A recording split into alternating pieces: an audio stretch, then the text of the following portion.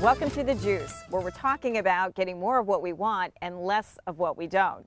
Hi, I'm Jory Desjardins of BlogHer, and with me today is Sally Kuhlman of Sally Around the Bay. Hi, Sally. Hello.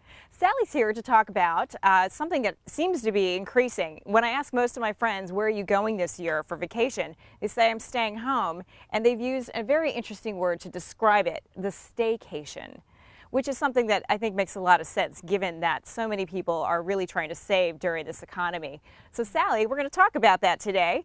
Before we do though, let's take a look at what inspired this episode. Let's take a look at our Trop 50 Spotlight.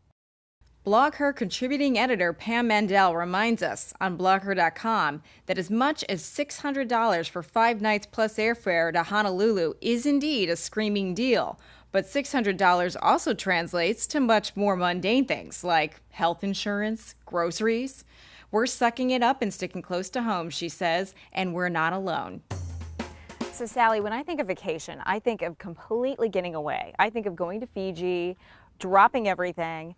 How can I get the same mental benefits from just a staycation? Okay, well, a staycation isn't quite Fiji, but Yeah. With some planning like you do for a normal vacation, you can think of all sorts of creative things you can do at a staycation. Start with, you want to change your routine, get out of your comfort zone, and look for things that you can do locally. Stuff that you wouldn't normally do, but you might do if you had a visitor in town, different tourist things. So the key is getting out of my comfort zone, basically. Doing something different, changing it up entirely. And the thing though is when you do something different and you do it for free, it feels like such a sacrifice. How do you get more out of a vacation or a staycation but still not spend any money? It doesn't have to be a sacrifice. There's all sorts of fun things you can do for free. If you live near a beach, you can go to the beach. There's lakes, parks, and there's also free places like museums offer free entry once a month if you look in your local papers. They're really expensive, so it's good to know that you can get a day. Right.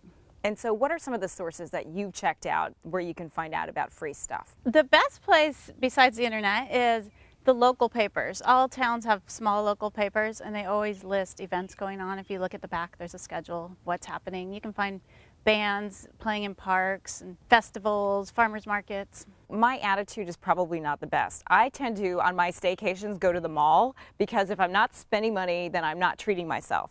How can I get that feeling of I've just treated myself to something special on a staycation?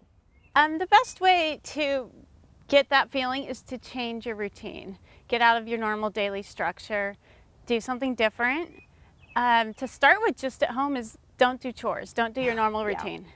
Don't do your grocery shopping, your vacuuming, whatever it is you do.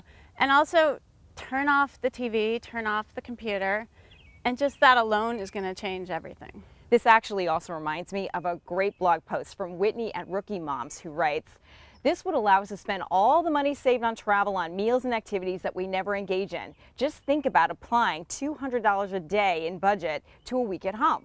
Bring your meals in, bring a babysitter with you to the beach if you want to fall asleep in the sun, fine. Rent a crazy backyard tent and sleep out there and host a margarita party for 20 friends. So Sally, one of the more memorable parts of a vacation for me is the exotic food, basically getting the cuisine. How can I do that when I'm on a staycation? That's a great question. I would suggest having your neighbors over. It's a great way to meet your neighbors and have a theme party.